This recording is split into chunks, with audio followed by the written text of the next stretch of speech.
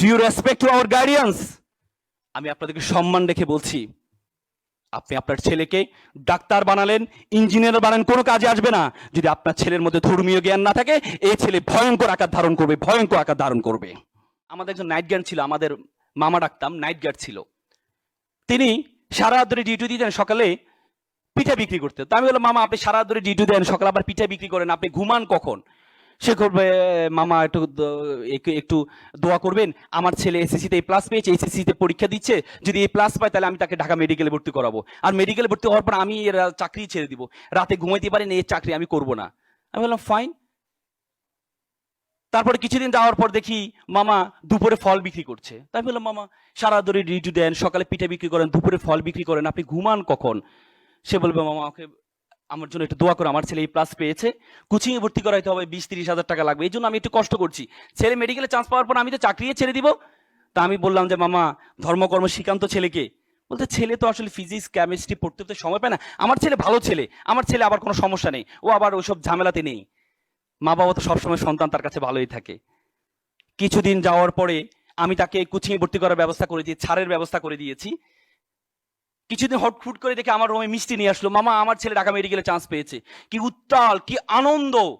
আমার লাইফে সন্তানের খুশিতে এত আনন্দ পিতামাতা হতে পারে আমি কখনো দেখিনি। মনে হচ্ছে যেন সে মেডিকেলে চান্স পেয়েছে।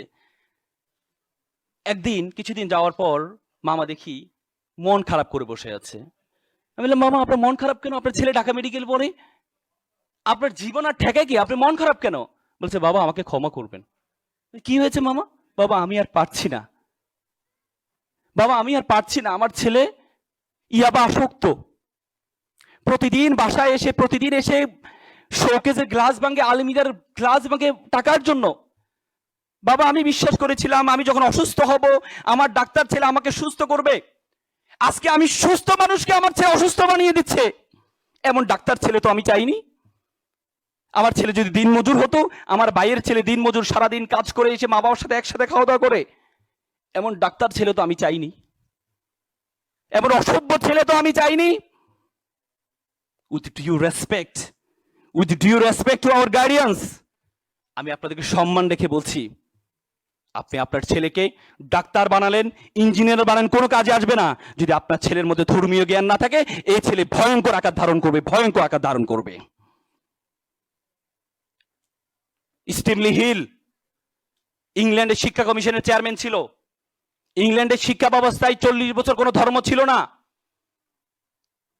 স্টিমলি হিল একদিন চিৎকার করে বলছিলেন, if you teach your children 3 years, তুমি যদি তোমার সন্তানকে 3টে আর শিক্ষা দাও, রিডিং, রাইটিং আর arithmetic, if you forgot the 4th arts, তুমি যদি চতুর্থ আর্টটি শিক্ষা দিতে ভুলে যাও, দ্যাট ইজ আ রিলিজিয়ন, তাহলে তুমি তোমার সন্তান থেকে পঞ্চম আর্টটি পাবা, সেটি হচ্ছে বর্বরতা, বর্বরতা, বর্বরতা। ধর্ম আপনাকে শিখাবে। ওয়াকাদা রাব্বুকা আল্লা তা'বুদু ইল্লা ইয়্যাহু ওয়া বিল ওয়ালিদাইনি ইহসানা ইম্মা ইবলুগান্না ইনদাকা বারাহুমা আও কালাহুমা উফি ওয়া কুল্লাহুমা কাওলান করিমা। তোমরা মা বাবার সাথে উফ শব্দটি পর্যন্ত ব্যবহার করো না, উফ শব্দটি পর্যন্ত ব্যবহার করো না। ওয়াকফিদ লাহুমা জানাউ যুলা মিনার রাহমা ওয়া কুল রাব্বিরহামহুমা কামা রাব্বায়ানি সাগীরা। তোমরা সবসময় দোয়া করো, তোমার মা বাবা তোমাকে যেভাবে সম্মান দিয়েছে, তোমার মা বাবা যেভাবে তোমাকে লালন পালন করেছে, আল্লাহ তাআলা যেন তোমার মা বাবাকে সেভাবে লালন পালন করে। ধর্ম আপনাকে শিক্ষা দিয়ে, মান লাইসা মান লাম ইয়ারহামা সাগীরানা ওয়া লাম ইয়াকফুর কাবীরানা। তোমরা যদি বড়দের শ্রদ্ধা না করো, ছোটদের স্নেহ না করো, তাহলে তোমরা আমার উম্মত নয়।